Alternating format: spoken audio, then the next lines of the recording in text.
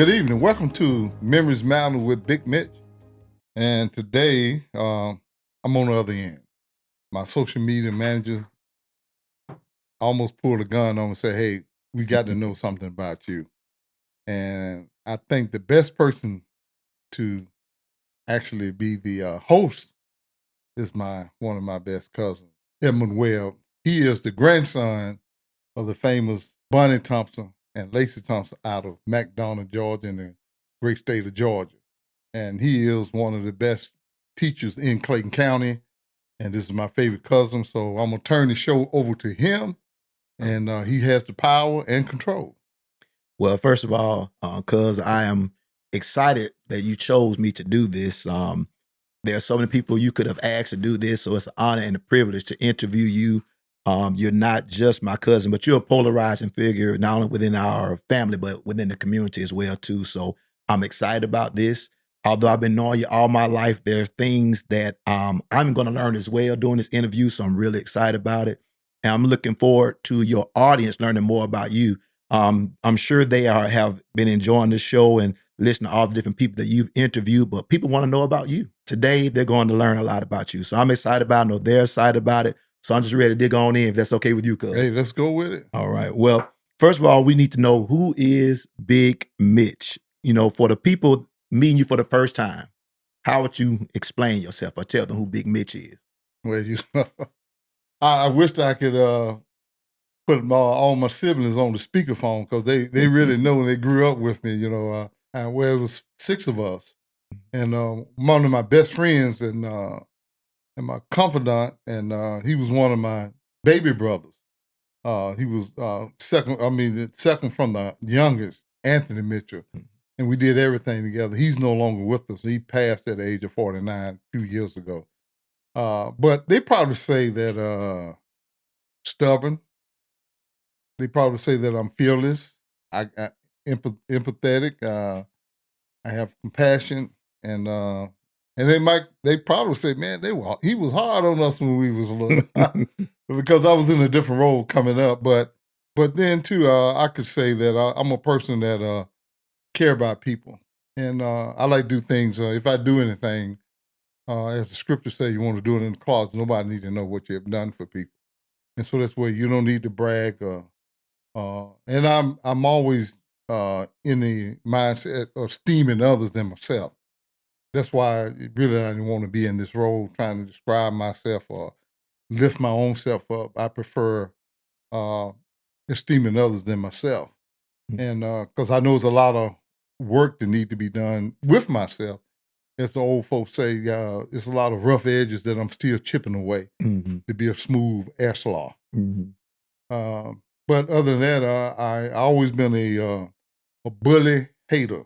So growing up, I hated bullies. So I always been a defender of the weak, and I probably died that way. And most of all, I love God, and I think I wouldn't be the person I am without His ordinance. So that's the best I can describe me. But I guess there's some other.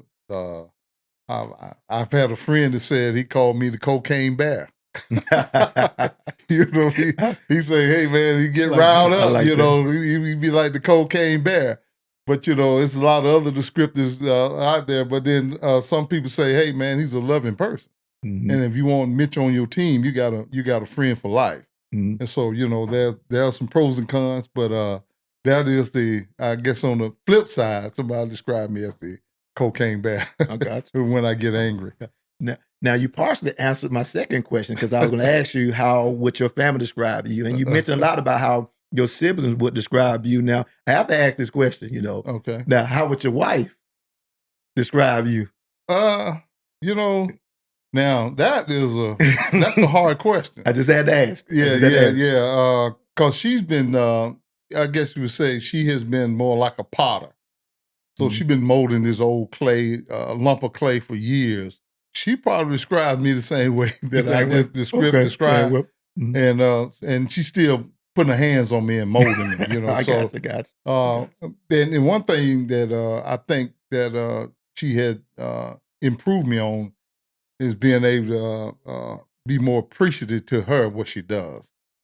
And then I'll add that on our side of the house Mhm. and just telling people how you appreciate what they do for you. And anytime they do something nice for you, you need to say, hey, thank you. I appreciate that. And it goes a lot when people feel that they appreciate it. You did mention about God and your faith, and so I know the values that are most important to you are centered around your faith. Could you kind of, give us a little bit more about that? What values you find more important to you, and what values you try to not only just have for yourself, but also to teach your children as well too. What values? Well, one thing I know about, um, core values are basically going to be if you look at the body of work of the Bible Mhm. and from the beginning of mankind into the inner revelation, you're going to see Jesus in in those pages from the beginning when man was created, and then the fall of man in the Garden of Eden, what God said that it's going to be that person bruise the head of Satan. And then you're going to see the prophetics on down talking about the coming of the Messiah all the way through. And then he came. And then you after you look, you understand all those principles and rules God had man to do, developing the moral mindset of man and his ordinance and his laws. And then Jesus came to fulfill that into completion. So when you study that book and you gravitate to those laws and you learn to love Jesus and God for the whole plan, all God's plan, and when you really study the word, not listen to people, but when you, I would say, digest the word of God in your own mind, your heart, which is your mind, you see things a little bit differently. And you start to love Jesus, you love God more profoundly. And this is what I always say: if you don't love God, you're gonna love something. Whether it's going to be your job, or material things, or fleshless things. If you don't love God, you're gonna love something. That's so true. And God, you're gonna have another God. Mm. And that's where man is built. You're gonna worship something else. And if you don't understand that we are built to worship the Creator. And when you put the Creator on the backside or don't seek Him out, you're gonna seek other gods. And if you look through history, man worship all kind of things: animals, objects, stars. They're gonna worship something. So if you say, "Oh man, I don't worship it," yeah, you will. Mm. You're gonna worship something. But anyway, that's my That's ideology, so true. and I think learning God's word has been pinnacle in my life. Amazing answer for Okay. that. Amazing answer.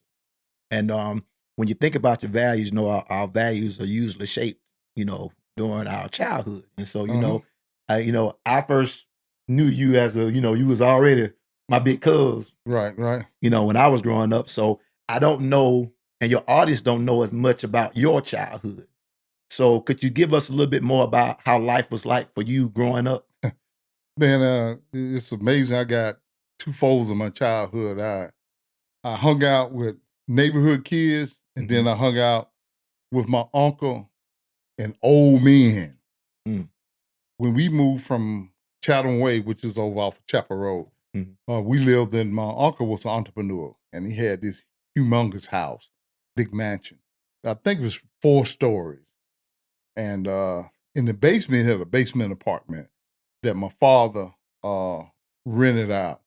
Uh, and his wife used to rent rooms, had about 6 rooms they rented out to single women.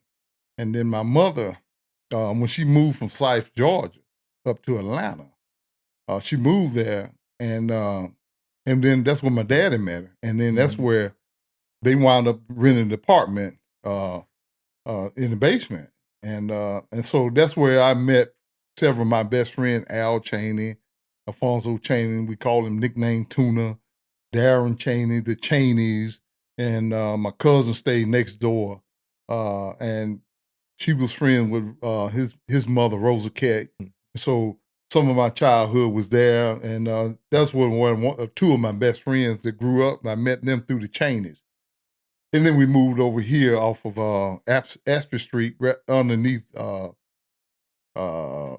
Eagle Home, and actually it was like it was worse than Eagle Home. So you had the projects, and then we on a lower level of the projects, and then of course my mother was a saver. She can turn a penny into $5, and so we eventually moved from there over to Alpha Cascade by E.L. Conley, and I grew up over there with the Tigners, the Watleys and the Jones, all the kids on the street. But when I first got there, it probably was about 2 black families when we moved on West Haven Drive, and it was all white kids. And I guess within 3 months, all the white kids was gone. Wow. Wow. So, and the only one white neighbor stayed was the Sloans. Douglas Sloan, he was the only white guy. I think he retired as a Army helicopter pilot. You know, I think he retired as a major. Great guy. He had his father was very religious, and he was around Derek's age. My brothers on the men, they hung out a lot. Great family. The Tigners was great friends.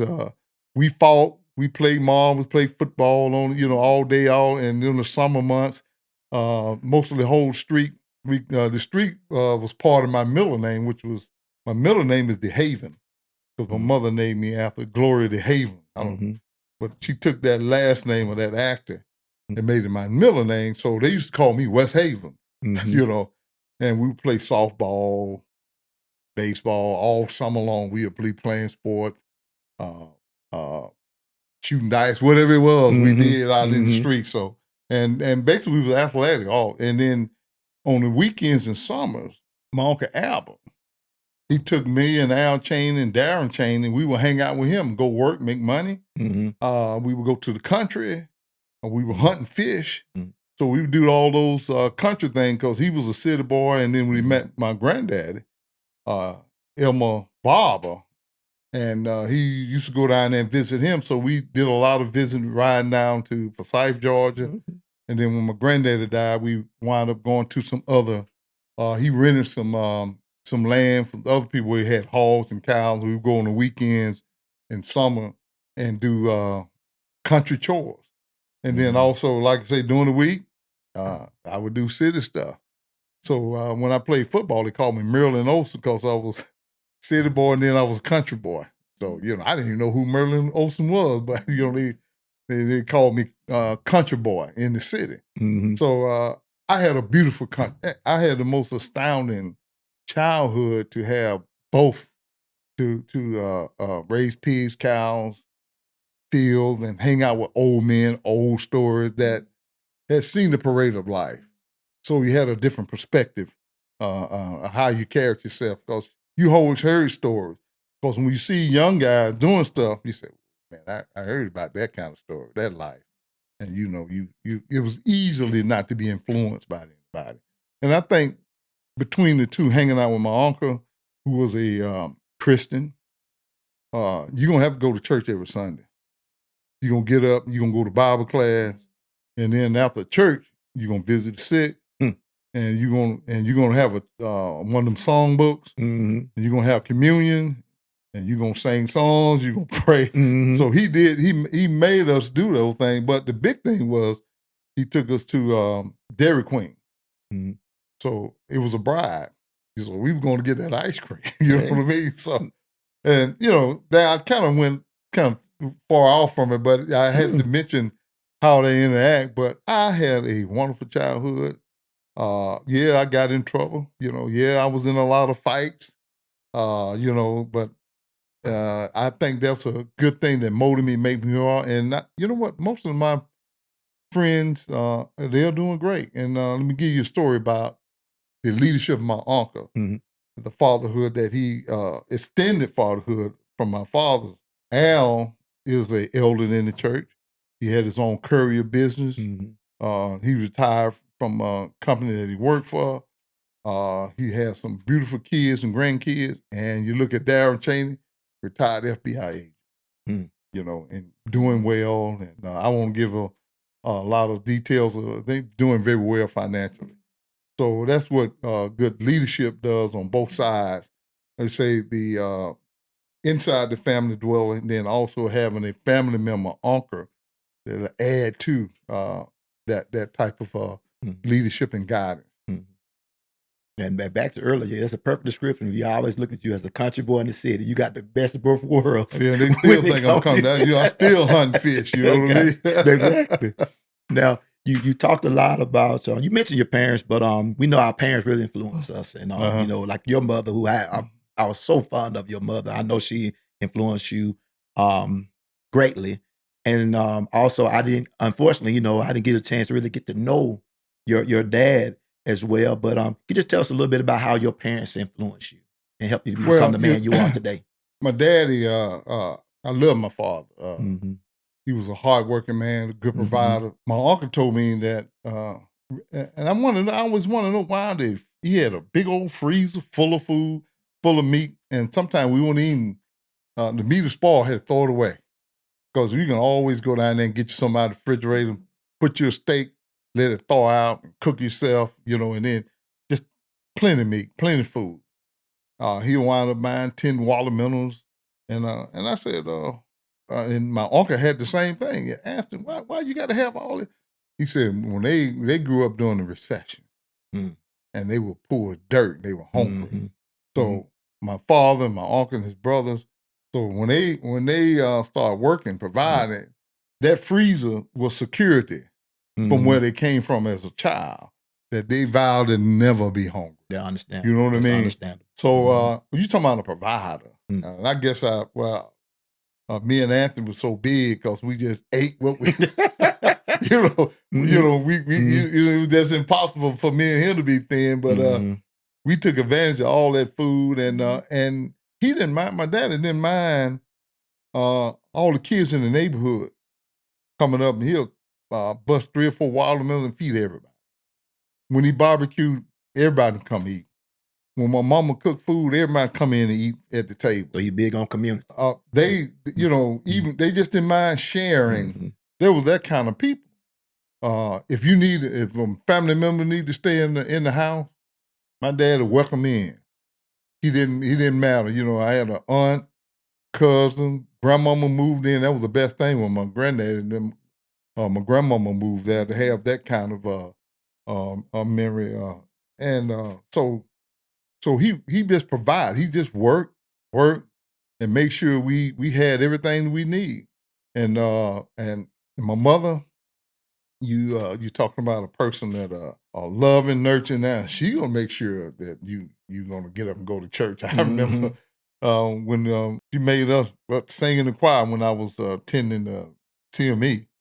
And I can't sing a lick, but she made you get in this choir, sing. You're gonna say you're gonna be in those Easter Easter speeches and all plays that. and shows, Christmas plays. Mhm. You're gonna be a part of that stuff. You know what I mean? And if you didn't do it, hey, it's gonna be a switch somewhere waiting on you. You know what I mean? And so and all those things you hate to do, then Mhm. you look at it when you become your 30, 40s, you look back and say, man, that. Mhm. Even though I'm mad at my mama, hated her for that, wow, you Mhm. realize what a blessing it was. So she was not looking at the present. She was looking 20, 30, 40, 50 years down the road when she's no longer with us. The thing that she was implanted. It wasn't about what you like. It's what you need. And I think that's a different from parents back then. They knew they weren't trying to be your friend. They would ensure that, hey, you may not like it, but when you get to this point, I'm teaching you for survival. Because when the world that I'm come from and what your father come from, you need to be prepared because it's going to get tougher when you're out there on your own. So that's the kind of guy he was. He was a provider, work hard, and that taught me to go get it and make sure my children ain't lacking nothing. And it's good to be raised by a man in the house that teach you that you don't mind taking the pressure off the family, and that you don't want to ever see your family uh, without a home, drive up and the furniture out on the street, or they open the refrigerator, there's nothing in there to eat. The wife ain't got no money to go get the kids clothes or Pampers or milk. Oh no. So those kind of ethics that they provide. And then, have a mother that would coat that with love and affection. It was wonderful. And and sad that so many kids don't have that. That's so true. And the thing is, like I'm the baby, and you are the eldest of 6. So I know you had your parents influence you, but then again, too, as the oldest sibling of 6, I know there was a lot of responsibilities that you had. And I just want to know, can you just kind of describe what was that like being the eldest and you having 5 siblings up under you? What responsibilities did you have? How was that experience? Well, that that experience changed for me. Because my father, he passed when I was in 10th grade, getting ready to go to the 11th grade. So at that point, it ain't just being a sibling. At least got to be a little bit half boy, half man. Because now here you go, my mother. I'm the oldest, and she got 6 kids, a house note, bills. You follow me? And a husband dead. And matter of fact, my daddy died when I was getting ready to go to school. I didn't know he had cancer. I thought he was just sick, needed time to get well. He had dwindled down to a skeleton. I didn't know anything about cancer at 15 years old. And he said, hey, help me to the bathroom, and then he collapsed. Did CPR, ambulance came, they took him out. And the thing about it, man, think about this. All the kids in the house, and your father dropped dead, and they took him out on the ambulance. The end of the week, you bury and go to church, and you go back to school the next week. No counseling. No preacher talking to the wife, my mama. Hey, Miss Mitchell, you need counseling. Your babies need, and no counseling. Suck it up. That was trauma. Trauma. Very traumatic experience. Wow. And, 1 week, you got a daddy. The next week, you ain't no daddy. And you back in school, challenging, trying to hit the books. And then your mother trying to raise all these children with no father. You follow me? So you kind of, like say, what they say, suck it up. But it does affect you mentally. You know what I mean? So, but the challenge is, you have good teachers.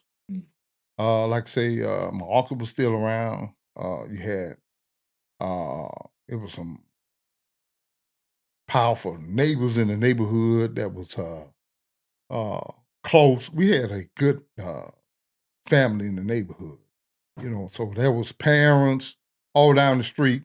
My grandmama was a part of the West Haven Garden Club and all that. So all those parents were instrumental, you know what I mean? That kept us, I would say, afloat, kept us strong. And then my mama, she worked 2 jobs.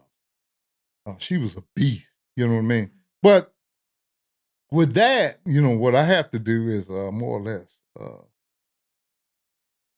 not knowing how to be a father, but you had to take that role, you know what I mean? A brother in the role. So I was more of a protector. And so I ain't gonna let nobody mess with my brother and sister.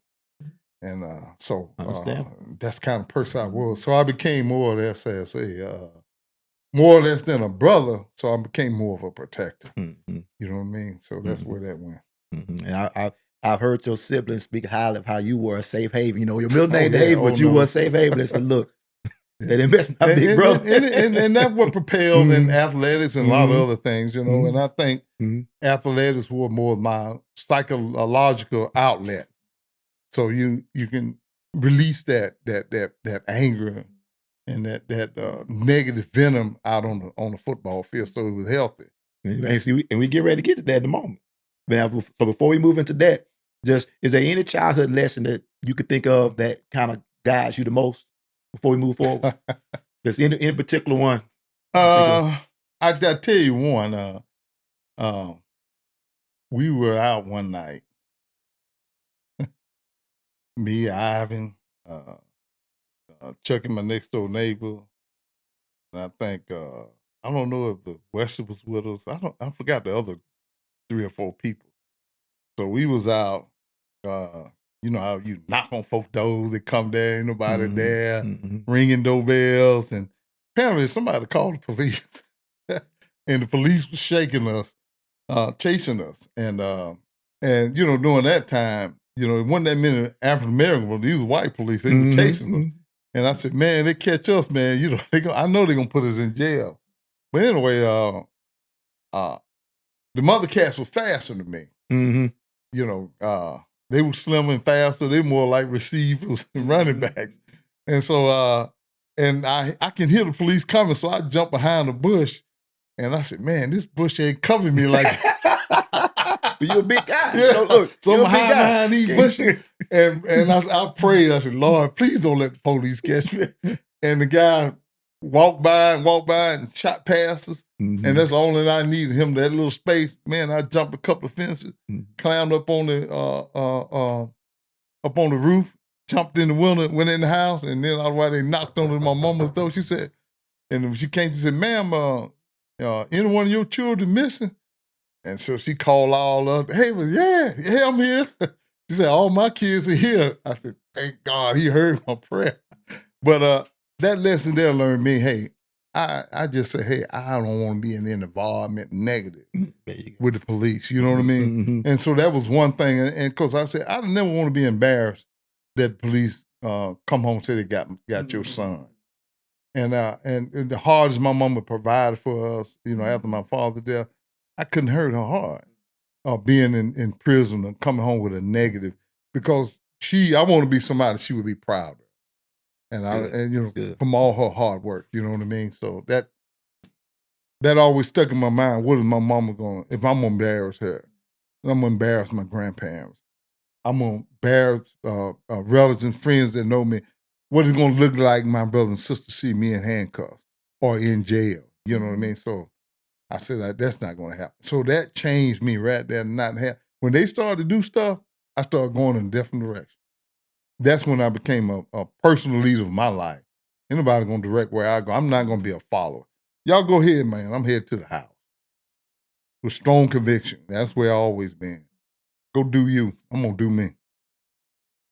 Now, you've always been big on education, and as far as our family is concerned, you know, we have myself, you, and many others in our family have benefited from help being raised by HBCUs. So, if you don't mind, I'd like to switch gears and let's talk a little bit about your education and your time at Clark Atlanta University, and also too you talked a little bit earlier about athletics and sports. So I also would like for you to talk a little bit about your, you know, the impact that athletics had on you as well too, along with your education, if you don't mind. Yeah, that's a good question to ask me, and I can tell you, get into education where I always want to be proud, because let me tell you, I just love my mama looking at my report card and having those A's and B's and showing up that and then of course my daddy and grandmama, they always give you a couple of dollars, you know. Matilda Ball, my grandmama, she was good at that. The little money she had, that little $2 was big to her. That's all she had. It meant a lot. And so you always got positive reinforcement. And I like that reward, that pat on the back. Oh yeah, he's smart. He does his work. So that kind of pushed me to bring home good grades. But then particularly when my father died, and more or less my mother for the hard work she did, what else could there's nothing I can give her or thank her, but these showing, say, hey, I'm doing this. There you go. And I'm gonna make you proud. So really it was based on that, her struggle. Them 2 jobs she was working, cleaning white people houses up in Buckhead in the daytime, and then doing a janitorial work at night, cleaning buildings. Tired, crying at night. And that's the only thing I can give. So education was a way that make her feel good. You know, what she's doing, that kept her motivated. That, hey, because she got children that are being good and achieving things in her life. And another thing, I had good coaches. I used to thought he was mean as a snake.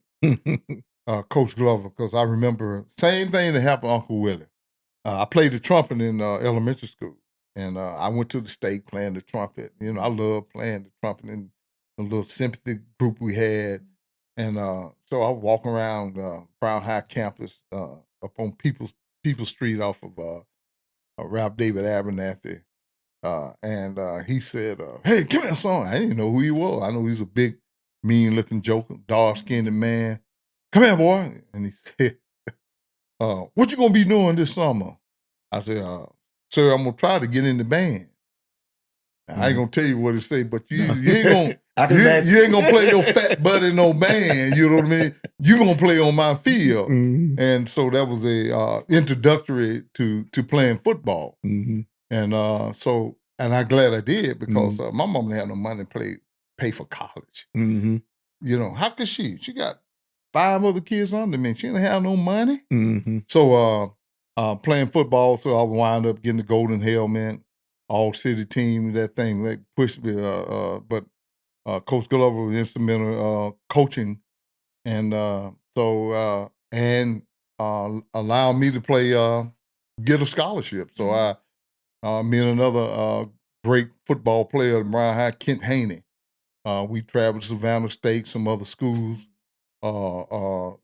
interest, and I think he played at Tuskegee. He went to Tuskegee and played, and several other offers that I got, but none to say, "Hey, I'm gonna take care of your mama." You know, you ain't got to worry about your what's going on at your house. So I didn't get that kind of call. So thank God that Coach Mack, I was able to stay in the city. That was better for me. Coach Mack said, "I want you to come over here and play for Clark College," and that was better for me. I could stay right here in the city, and then I can make sure that my siblings weren't running the house over my mama. You know what I mean? So it was twofold. So now, yeah, I could have went to one of the other schools, but none of them said that I'm gonna take care of your mama while you're gone. Even though I just wasn't that bigger hype of a player coming out of high school, but you can't beat education. To have the mind to research, to have the knowledge. So going from high school, all the wonderful teachers that taught me and make me excel in education, to have the ability to go to college. And then when you got to college, have the ability to grind out through the classes to get your degree. And so I got the Panther Award my senior year in college, and that allowed that's the highest grade point average as an athlete. Of course, nobody knew about it. I didn't brag, and so I got that award, and I was all conference. A lot of people, even on when I was at Atlanta Police Department, they didn't know I played football because like I say, I esteem others than myself. So it's one of the things I didn't brag about it. So they didn't know I was all conference in college, all city team, golden helmet in high school. They didn't know anything about it because my biggest thing was hunting and fishing with my Uncle Al. You know what I mean? So when we, grabbing that shotgun, doing some rabbit hunting, you know what I mean? That was bigger than any one of those accolades in athletics. The teachers that I had at Clark Atlanta University, who was Clark College then, and to get real history, learn American history, the lies, you get the total history in college. The whole Black experience, what happened, why we got to America, what was done to us, what Jim Crow was like. And because what it did is say, hey, and then you really want to get into the education because you don't want to, you want to take advantage of life and go a little bit higher than what your parents, because they went through Jim Crow. And so they had to fight through a lot of struggles, redlining, trying to get a house. It was a blessing that my father served, that he had a VA loan to get the house. And a lot of people during that time weren't able to get a house. But to have that knowledge and, so that you can take education and then push your children and give them the ability to get an education also and have a better opportunity. And without an education, you're not going to have the mental tools to grow wealth, to be able to pass that on. Because the Bible said a righteous man leaving the inheritance to his children's children. And so you got to have the mindset to be able to do that. And we know that Jesus talked about the talents. And the one that buried his talent and didn't put it to use, he said, cast him into hell. You know what I mean? He'll slothful servant. So do you want to improve your talent so you can be like the other two, double improve? So education is a platform that you can learn. And I had some wonderful instructors at Clark, and the community and the friends. It was like a melting pot of students all over the place from the north, south, west coast. So I love that diversity of friends that I met playing ping pong and pool in the student center, talking to kids from Ghana and West Africa, Nigeria. You know what life was out overseas. You know, in different countries. So you learn what the real world was like from coming out of high school, going to college. You get a chance to learn what's going on in the whole world, and you get a deep dive in what propaganda of politics. So you open your mind up. Then what people are like as human beings. So you get to learn about psychology 101, 102.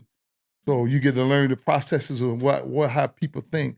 You learn Socrates, Plato, how people Greek philosophy, how those people came with thoughts and ideologies, and then you understand what makes a man. Why that man thinks like that. Why this man is racist and hate me. Why this guy's evil? Why this child killing people? You learn so much to make you a whole complete person. That's what education does.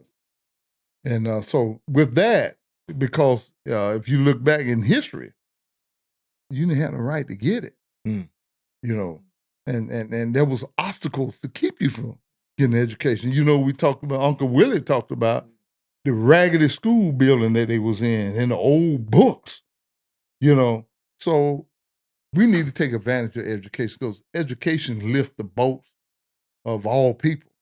And you want all Americans to be educated so we have an understanding on how to treat each other better. And then with education, how can you articulate the scripture, the Bible, to be wise, to interpret the word of God, for not just listen to the preacher tell you, but you get a chance to, with your research ability, education level, your IQ, now you can do a deep dive in theology and what really, when Christ when he breaks down the who is thy neighbor, where the lawyer asked him, what are the commandments that he say, love thy God with all thy heart.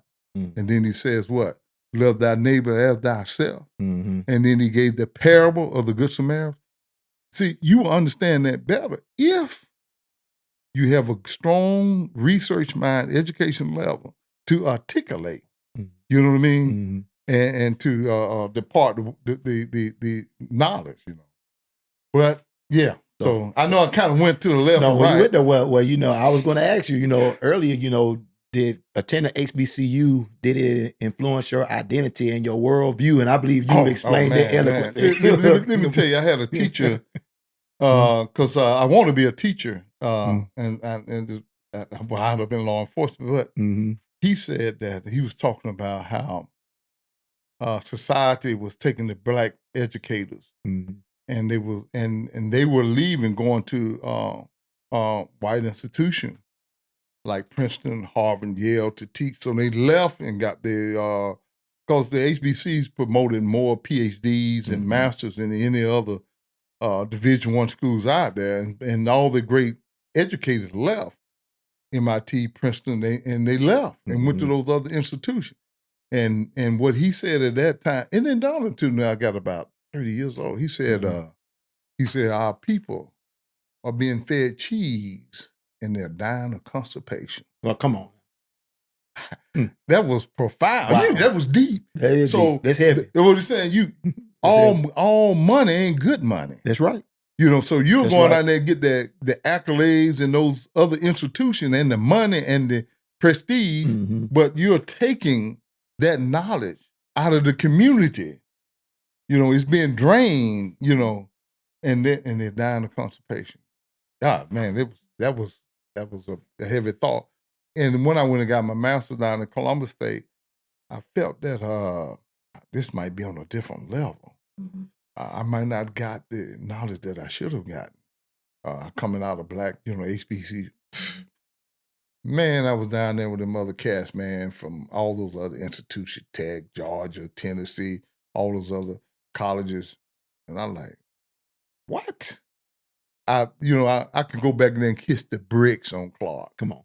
But they prepared me, you know what I mean? It was top tier, education top tier. Prepare me, I got you know what I you. I mean? got you. So I can kiss the back of the hands on I every got you. instructor that I had. See, you I won't love know that. until you do something different. I love that. You know what I mean? Mhm. So when you are able to go somewhere else and compete, oh my goodness. That's amazing. And you sit and listen, you say, I Mhm. belong here. Mm-hmm. There you go. Those dedication of those instructors that I had at Clark, hey, they prepare me. You know what I mean? I exist. You know what I mean? And when anybody that get in contact with Melvin Mitchell, Elmer Mitchell, and Henry Mitchell's son, and when they want to say, let me see what this guy, let me ask this guy a question. Hey, they're gonna realize that Henry Mitchell and Elmer Mitchell's son is an educated black man. He ain't gonna blow smoke up in here. Mm-hmm. He gonna see I love fire. You know what I mean? I love it. So, I'm proud because what my parents expected of me and having that by happen chance, football, able to go to college free, and it might have cost me some pain, some joint issues, but I never would have got there if it wasn't for athletics. And but it's a blessing to the HBC. The way you describe in the campus community and culture, just a reminder. Oh. You just shine a great light on the fact that HBCUs is so essential. That can be a so 5-day conversation. It's so essential. The experience. So essential. Well, I will say this before we move forward. Is there one particular lesson that you learned at Clark in particular that stands out that you would like to share to your viewers? I remember the English teacher. I don't know why she did that, but she said it was probably about 7 of us in the class, and I don't know why they packed a lot of us in her English class. And her name was Miss Gillespie, and she said, "Who in here football players?" And them guys raised their hand. I kept my hand down. Said, "She don't need to know I'm playing football because I'm in here as a student. Mm-hmm. I'm in here to get my grade. I'm gonna do what I'm told. I'm gonna try to get an A out of this class. I think I wound up getting a B, and I struggled to get that. But the rest of them guys failed, and they thought that her telling her I'm a football player, she gonna give them a pass. And one thing I say about Clark, cause you athlete, you ain't get no pass. If you gonna fail, you gonna flunk out, and you ain't gonna be able to play. And cause I had a good friend, man, he that's what he thought. And he give him a pass, and he had to go pack it up and go back home. Never saw him. And so a lot of guys, they were there 1 or 2 years and didn't see him anymore. But I want to show her, no. You don't even know who I am. I'm just Melvin Mitchell in your class. And you know what? I got that B out of that class. I want to get an A, but she was tough. Miss Gillespie. Free ride, you earned it. Yeah, I don't want no free ride. That's right. And so you don't even know I don't even raise my hand. Hey, coach just don't know. He just need to know I'm play football. You don't need to know. But anyway, that was my mindset from the beginning. I'm here to shine for Elmer Mitchell, who struggled cooking them whole cake biscuits for her son. I'm here to represent her. I ain't representing Coach McCarty, even though I love Coach McCarty, but Elmer Mitchell, nicknamed Boosie. That's who I'm here for. And my siblings. Because I wanted to see them look at one of their brothers that's striving to get an education, setting the tone for the family, yeah.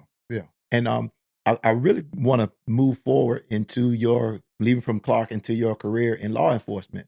And you said something earlier, which I can say is really true. You don't really shine a light on yourself too much because you like to shine a light on other people.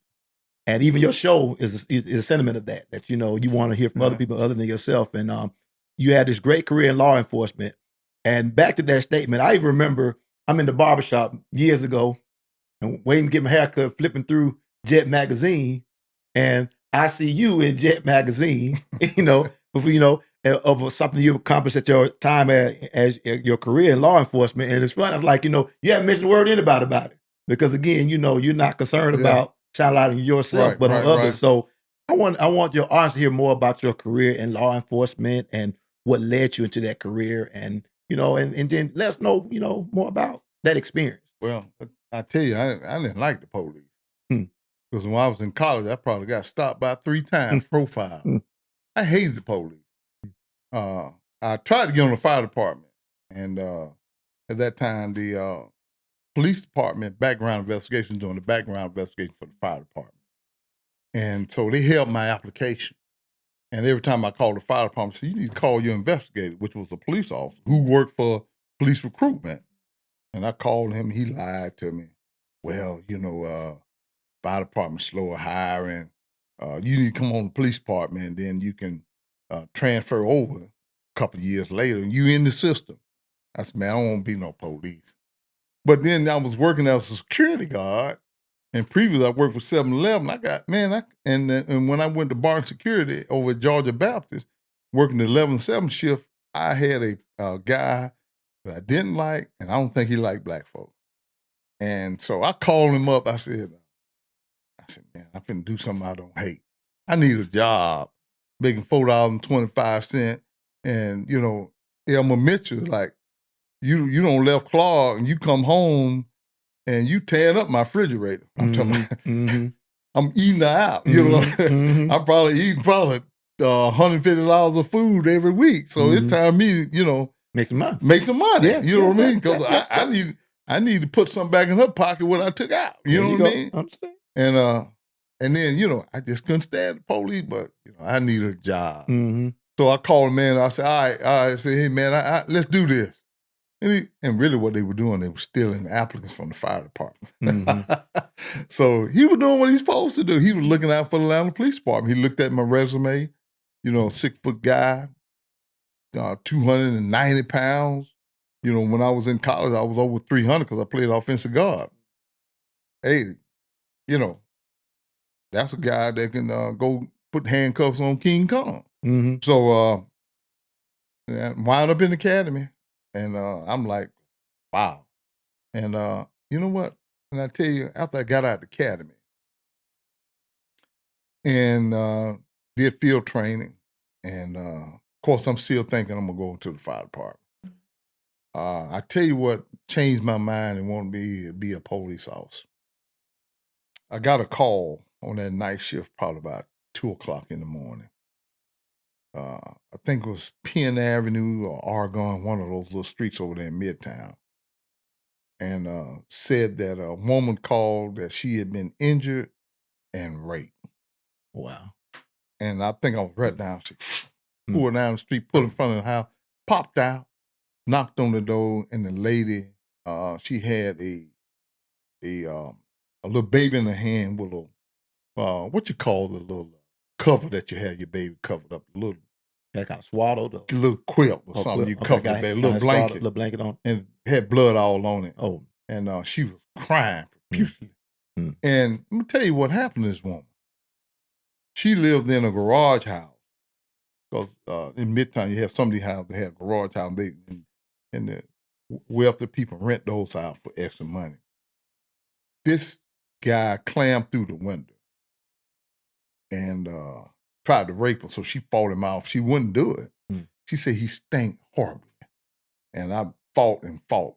And I wasn't going to have sex with this man. She said, but he went over to my baby's crib and he had a little knife in his hand. He was poking my child. And I succumbed. I submitted to him. And I had sex with him and he left. And I looked at that baby, man. He had, that joker had poked probably about 15 times, little stuck the baby with his knife. Terrible. I had never been so angry in my life. And I wanted to kill the man. And looking at who could do this to a baby. And when I got released, I rode and I rode all night long. And the day lieutenant, he should have told me to go home. And I should have talked to somebody. I think I rode all through the day shift looking for him. That's how angry I was. We had old school. That was, you talking back in the 80s, around 84. Them lieutenants, they go out and get him. And man, I probably would have killed that guy. And I psychologically I wasn't prepared. But then that let me know it's some evil people out there. Mm-hmm. And they need men who don't mind challenging them. Mm-hmm. You got to have some soldiers, some sheepdogs that's gonna protect the sheep. That would go with the average man don't want to go and go get these jokers. You know what I mean? So I said, you know what? Lord put me in this spot. This is where I need to be. You know what I mean? I said, I need to be right here because I need to deal with some of these jokers like that, And I loved it. I love putting evil men in. It's some, like I say, they said 7% of Americans is okay, but it's that other 30% that may flip. And so it got to be somebody that say, they'll look to the right and look to the left, say, oh, there goes some soldiers. There goes some sheepdog. I ain't going to do it. But it's going to be that 10 that's going to say, hey, I'm going to do it. I don't care who's going to come get me.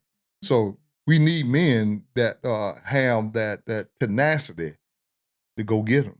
And what better men to do that? Athletes. Mm-hmm. It don't have to be an athlete, but some of those guys, man, you're going to need some Ray Lewis that don't mind going through there and getting you, you know what I mean, grabbing you. So, but anyway, that memory, that night is going to be until the day I die, looking at that woman. So you can say that experience shifted you from just the concept of a job to serving humanity, huh? Oh, amen. Okay. Oh, yeah. Yeah. Wow. Absolutely. And so I guess I know from that moment, I can tell from just the passion in your voice, then you knew that your work mattered. Oh, absolutely. And so what did you learn of your career about helping people? What did your career teach you about helping and serving people? Well, one thing I know, I learned about people, there's some good people out there and serving people. And I understand when Jesus had to chastise the apostles, when they want to know who's going to be the greatest in the kingdom. And he said, one who's going to serve the most. That was the one who's going to be the greatest in the kingdom, one who get down and serve the most. So he's God man washing feet. You know what I mean? Are you willing to wash the feet of mankind? Can you get low enough where you serving? You know what I mean? Rather, you got to be the big guy. Can you serve? That's what he wanted to know to the apostles. And can you be God? Can you imagine God coming down here and washing your feet and serving? So I learned serving people, and I learned there's some good people out there. And I think the best service that I got wasn't just locking up criminals. It was the police athletic league. There were some wonderful men and women that worked for PAL. I can name a few. Jackie Smith, I think he would be one of those guys on Mount Rushmore of compassionate police officers served. And him and his wife, Miss Smith, she allowed that man to put so much money into the PAL growth because some of these kids were hungry. Buying them clothes, feeding them, taking them tests, checking them on in school. So there were kids that could have been the Godzillas that we had to put in handcuffs on. But serving those kids in those impoverished communities in that capacity as a role model and mentor and serving them, being a father and a mother to them, I think that was the best policing job that I had, was able to get in there and grab and seeing how kids can become monsters because they didn't have the compassion, the affection, the love, the care, the nurturing. Their mothers might have been on drugs out in the streets and they go into an empty apartment. So I'm gonna give you a story how we knew that serving the communities, particularly mentoring children as police officers, was instrumental in the community. There was two brothers, they was twins. And their parents was killed in a police chase. And they was PAL kids. And man, they came to the center and they was stinky, clothes was dirty. We said, something going on. They saw something going on with these kids. And we found out their grandmother was raising them, and she was in the hospital. So they were living alone in the house. So you're talking about kids around 7, 8 years old. So he might not want me to mention his name, but I'm going to mention his first name, Willie. And thank God he had he's a big officer. He's one of the strongest Atlanta police ever, but he got always acting tough, but he had a tender heart. So he had all these religious, Bible carrying, police officers in pal. And but it was Willie who said, "Hey, Sarge, I'll take him." I said, we got to make some calls, got to do a report. So we called DFACS, made a report, called my commanders, DFACS, said, yeah, he can keep him. And this man, a police officer, you don't hear these stories, kept them for months. Washed their clothes, fed them, stayed in his house. That's amazing. Like his children. You hear me? And his wife didn't mind. He had a wife that was all in. Can you imagine that? You don't hear that story. No, it's amazing. You know what I mean? And he was one of those officers that was terminated during the Black Lives Matter. Now, you think this guy is a guy that's going to take advantage of black folk? See, you don't connect those stories. But they were vindicated in Cherokee. But you don't hear those stories like that. How this guy with no money and wouldn't take no money. As a matter of fact, one of the relatives found out they can get money by keeping the children. They want it, and Willie said, no, I got it. They want to do it because when we called them at first, they didn't want to have nothing to do with the kids. So that's what you talk about serving. Right. And, and I that was the only time I think I shed a tear on Atlanta Police Department was the second time on that child. And when I got transferred out of PAL, it might have been a blessing for my kids because I devoted so much time there and money of your own money that my kids probably would have been PAL kids, you know. Right. So, but, that was a loving thing to support. They had Sandra Daughtery, who loved those girls there, Kevin McNair, Rowe. And so it was a lot of police officers. Nobody even know that these guys put their heart. Michael Vale, he's still instrumental with the boxing program with the kid. So it's so many good stories, and I probably missed them names, but these people were instrumental. You talking about serving? That's when you really serve. Right. I know you won't know what I did, but I'm with them. But it's only fair to discuss not only yourself, but those that you worked alongside that cared about the community with compassion. Right. And matter of fact, and speaking of your, compassion for the community, a lot of people don't know that you actually ran for office. And would you mind just kind of just tell us a little bit about, what inspired you to do so? When you mention about, I know you probably want me to bring it up, but anything you want to mention about that experience of you running for office and what drove you to want to do it? Well, I'll tell you what drove me. I felt that I was an ethical man with good morals, and I felt, a Christian need to be in that role, sheriff, and I felt that I could do so much for the community as a role model, as a sheriff. And I looked at the people that was running. I said, man, I think they need me in this race. I said, if all I knew is tell my story, and people can look at my background, who I am. But that would propel me to run. Just provide a leadership and be able to have a higher role in leadership where I can do a lot for the community. Now, what did you learn in the process of, running, but even also not winning? Because you seemed passionate about it when you ran, and you didn't seem bitter when you didn't win. So what did you learn? While you did, and then when you didn't win, what did that teach you? Well, this is what I learned, because it's politics is more about a machine, and you got to have the machine behind you. You got to have, if you're not a part of the machine, you're gonna need money, and you need a lot of money to overcome the propaganda of the machine. Now I came in third place. The guy that won, Jeff Mann, he got locked up in Piedmont Park running from the police for indecent exposure. You follow what I'm saying? I see what you're saying. The guy that came I'm second place, Vernon Jones, he was accused of rape.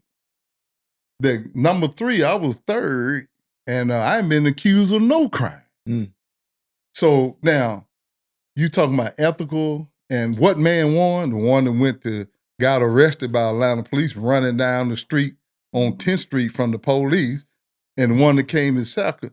Now, how can an ethical man with not that kind of blemish record lose? Well, my story didn't get out there because of funds. Mm.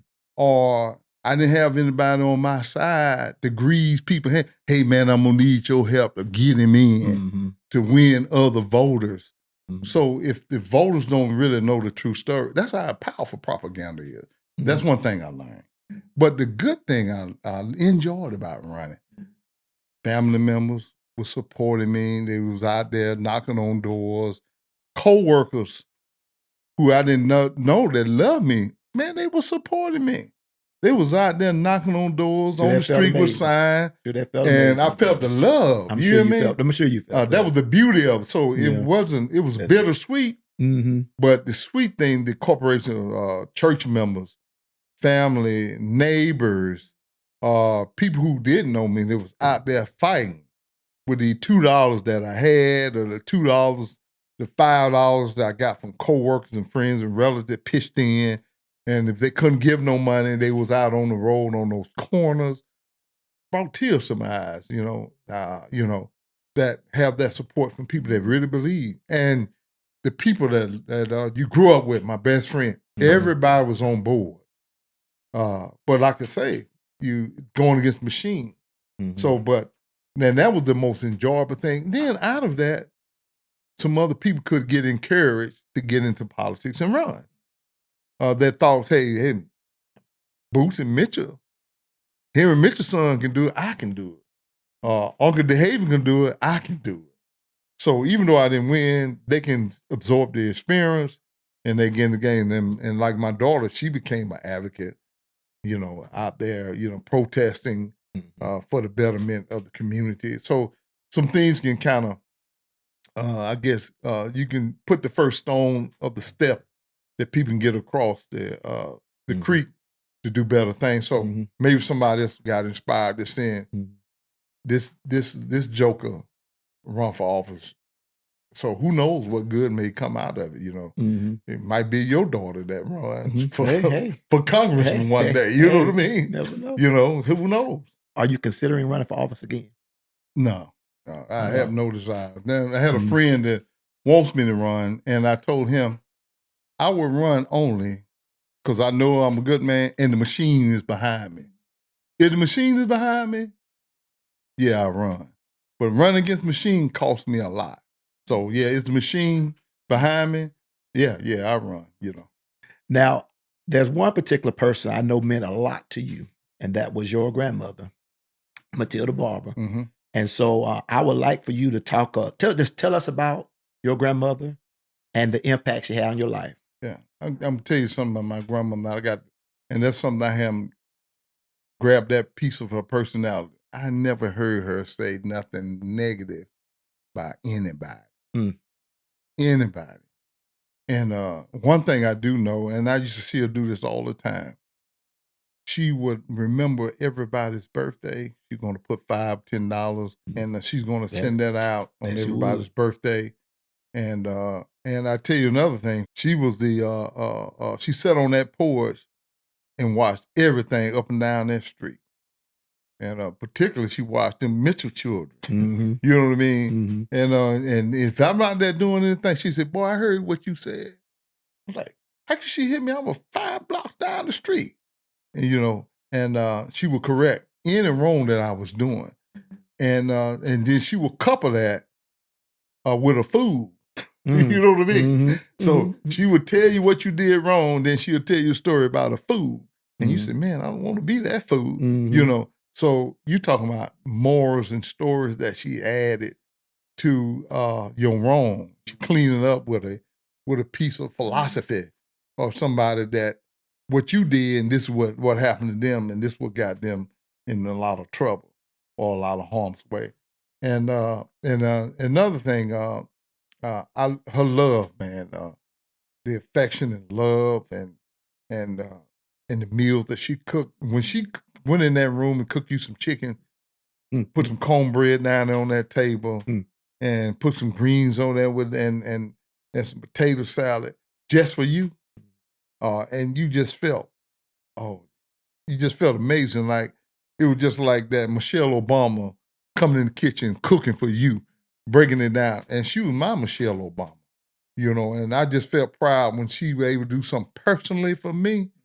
Oh man, I felt that it was like one of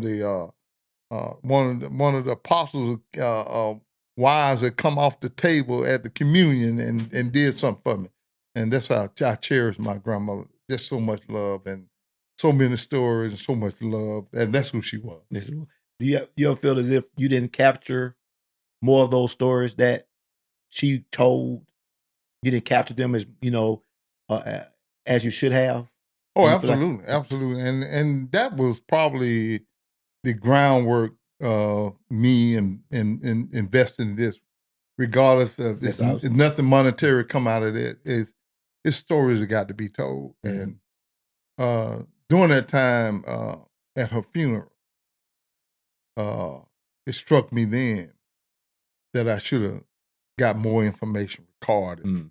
To see a line of people giving their 2-minute speech. What? She did that? What? That was my grandmama? And on and on and on, and he said, I really didn't interview her, interrogate her mind to pull those stories out. All those accolades, 2-minute speeches. And they're gone. So those stories is buried with her that I didn't even get. I didn't even get those other stories from the other family members who are passed on. So that's why Memories Matter with Big Mitch is really about is the loss of my grandmama's stories, my daddy's stories, my mother's stories, Bunny Thompson's stories. You know how many stories your granddad had, Lacey? Yes. Thompson. Yeah. Come in, boy.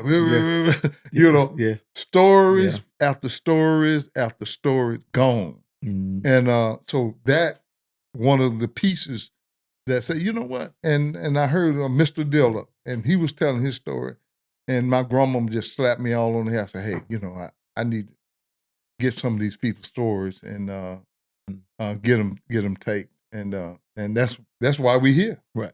So she's the inspiration for this show. Absolutely. And Matilda Barber, absolutely. And I'm very proud of our family tree, and Matilda Barber definitely is one of the strongest. A giant. Yeah, a giant. Giant in the state of Georgia. A mighty oak. Forsyth, Georgia. I agree. Yeah, and so with that being said, what do you hope families will gain from this platform? The young generation, our kids, and some of us, we get the chance to hear struggles. We get to hear laughter, good times, bad times, what was really like during some times when we weren't even born. And some people say, well, people are struggling now. Nobody never. Hey, if you listen to their story, 50, 70 years ago, 80 years ago, you're like, I haven't saw any hard times. So sometimes we need to hear stories of our elders, and we can learn a lot what they went through, and because it is history. And you may get, and you want different stories from different walks of life, because it's going to resonate. I know every interview that I've done has resonated to me. Like it was like a wow factor. Wow, that's profound. That really happened. Or I didn't know that person was compassionate. So from Mr. Diller to the last person I did was Chief Glass and my uncle Willie Bob, who told the story about my granddad and grandmama. I didn't even. So he really brought out a lot of things about Matilda Barber. So all the people that I interviewed, beautiful stories. How people grew up. Miss Margaret, how she 5 years old making a fire. While her grandmother's out in the field, handling the farm. Amazing. This is an amazing story. So that's why I did this show and because of those accolades of some of those and I grew up with my Uncle Albert. To have him sitting here and telling some stories of all the old men down in the country. We used to go to, he befriended a lot of old country men down in Forsyth, Georgia, Valdosta, Perry, Cordell, all nine. He had friends all over the place. And we would go down there, me and Alfonso and Darren, we was sitting around them old men, hear them talk, telling their stories. And that's what great stories. And those stories of those old men on the old other side, the Melvin Mitchell side, where I hung around a lot of old people because they lived the parade of life. So where you are in the parade, they're at the end of the parade, where you might be in the middle or the beginning. So you get a chance to hear what they say because they've seen where you are traveling through in life. Well, I applaud you with trying to remind, not just our community, but for those of you in the world that, stories matter and memories matter, and because they inspire. And if there ever was a time of our society where we need inspiration, it's really now. We need inspiration. Where others might see, struggle, we see strength. Right. Or others might see hardship, we see faith. Right. And so you spoke so much about faith. I know faith has a lot to do with even why you're doing this as well, too. So I really wanted to, as we come to the close, you talk more about how faith plays a role in your life. And also what you're doing with Memories Matter with Big Mitch. What role does it play? Faith has a lot. And, as I alluded earlier, if you ain't leaning on God, you're going to lean on something. You're going to worship something. You may not identify as that, but you worship something. And the moral star is Jesus, God, and the Holy Spirit. So, and if you can, and I can tell you, it's going to make a change. And in my career, from high school, growing up, the hard times, growing up, watching my father pass and not having any counseling, but we did go to church. You know what I mean? So that was I would say that piece that was a counseling. You get counseling, listen to the Word of God, prayer helps. Prayer goes a long way, and so when you have faith, and that is a world of godly knowledge, because as we read Ecclesiastes. Solomon said, "Who's the wisest man in the world?" And what he said, that we need to worship God. Of all the things in the world, he said the conclusion of the matter is to fear God and keep His commandment, and that's going to mean. And you see why people are so troubled when they go through fighting disease, or divorce, or homelessness, or whatever they go through. Been sexually exploited or been beaten by a monster of a husband or been molested as a child. But the Word of God makes a person whole.